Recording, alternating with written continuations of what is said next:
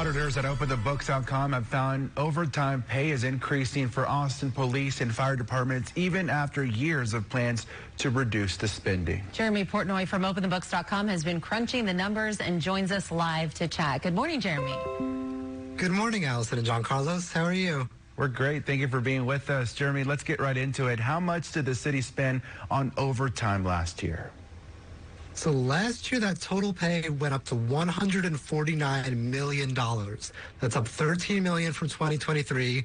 And as usual, the police were at the top of the list, $58.2 million spent on overtime. The fire department in second place. Then you've got Austin Energy, the emergency medical services, and Austin Water rounding out the rest of the top five. Jeremy, let's dive into the fire department because their overtime has been in the headlines for a long time now. Have they dropped their spending?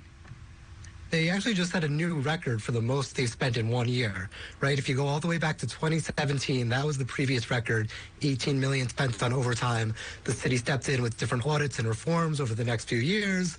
And in 2023, they made the fire chief submit a plan to reduce his overtime spending and make sure they weren't exceeding their budget. But now we've learned that in 2024, that overtime spending went all the way up to $23 million, which is more than they were spending in 2017 or at any point in between. So it seems like those reforms might not have had the intended impact. Jeremy, let's dig a little deeper. Who are the highest overtime earners in the city? Well, I'll put it this way. Governor Abbott makes just under $154,000 a year. And in Austin last year, there were 32 people who made more than that just in overtime alone without even counting their base salary. So the top 16 of those are all police officers. There's one detective in there that made $256,000 just in overtime. And then with his base salary, he ended up being the fourth highest paid person in the whole city. So you can really see these salaries boosting above $300,000 when you factor in overtime. Jeremy, the police are usually spending the most on overtime. How does it compare to previous years? Yeah, that's up as well, right? Last year they spent $58 million on overtime compared to $53 million in 2023.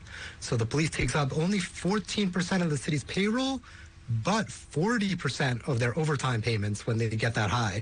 So last year they blamed it on staffing shortages. They said they were creating a reserve office to help reduce the overtime spending.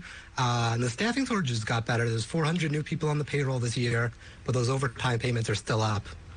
Yeah, so definitely some eye-opening numbers you just shared with us. Thank you for being with us this morning. Of course. Thank you for having me. And you can always find these reports at OpenTheBooks.com.